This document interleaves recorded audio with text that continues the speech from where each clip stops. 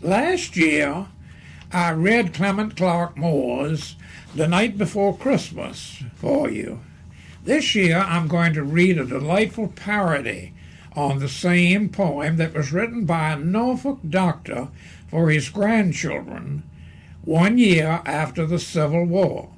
Before I read it, however, maybe a little bit of historical background is in order, so bear with me. Almost everyone is acquainted with Clement Clark Moore's delightful seasonal poem, A Visit from St. Nicholas, which he wrote as a Christmas present for his children in 1822.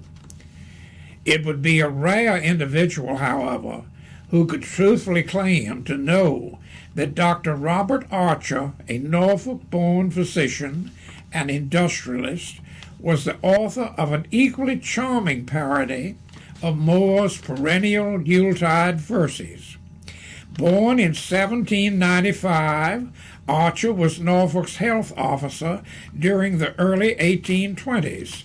In August 1826, he was appointed to the United States Medical Corps, in which he served as an Army surgeon until his retirement 25 years later.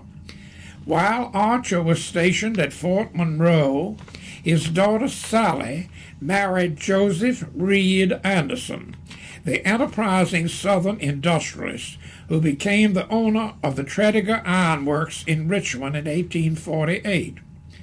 After his retirement, Archer moved to Richmond, where he became a partner with his son-in-law in the Tredegar enterprise, which Civil War historians justly call the Mother Arsenal of the Confederacy. Archer possessed marked mechanical ability, which helped Anderson to develop the Tredegar into what one writer refers to as unquestionably the South's most important antebellum and wartime manufacturing establishment.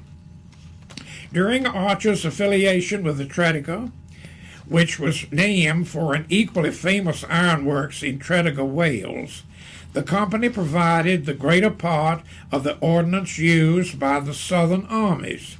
Notably, it also furnished the armor plate for the CSS Virginia, better known in history as the Merrimac, the famous Confederate warship that locked horns with the USS Monitor in the first battle between ironclads on March 9, 1862.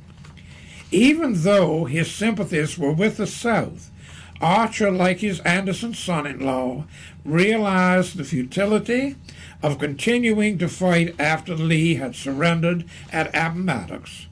After swearing allegiance to the United States, he was pardoned by President Andrew Johnson in September 1865. Meanwhile, Archer had sired a large family, and by the time he wrote his parody on Moore's earlier poem, beginning "'Twas the Night Before Christmas," he had a bevy of adoring grandchildren. Remembered by his family as a sweet-tempered man and a great lover of children, Archer, at age 71, wrote his poem titled "The Night After Christmas" for his children's offspring the year after the Civil War ended. Treasured as an heirloom in verse, Archer's poem circulated only in his family until 17 years after his death in 1877, at which time permission was granted for it to be printed in the Richmond Times for December 27, 1884. It reads, now you're in for a real good laugh. "'Twas the night after Christmas, and all through the town the nurses were running, some up and some down. The doctor was wanted for a plague on old Nick. His visit had made all the little ones sick. His cakes were so nice, and his pies were so sweet, that from morning till night they did nothing but eat. Their hearts were all light, and peeped out of their eyes, their stomachs were tight, and chock full of mince pies. They were merry as larks, and had no care for tomorrow, unmindful that joy is soon followed by sorrow. The lights were all out and the blinds were all closed. Papa and Mamma in deep slumber reposed. The cat on the hearth was licking her paws and seemed to be thinking of old Santa Claus. The fire in the chimney burned cheerful and bright, and the frost on the panes shone like crystals of light. The tea kettle, bubbling before the warm blaze, was singing the dirge of once happier days. The clock on the mantel had just sounded one, and announced that another new day had begun, when hark! From the nursery a solo of moans, then a duet of sobs with a chorus of groans, broke in on the stillness and silence of night, and threw the whole house in confusion and fright. The mother's quick ear first encountered the sound. She jumped up in bed and sprang out with a bound. But Papa had oft witnessed such tumults before, and the louder the groans, why the louder he'd snore. But oh, such a scene was ne'er witnessed before. The children were rolling about on the floor, the bedclothes were ruined, the carpets were spoiled, and their pretty night dresses were rumpled and soiled.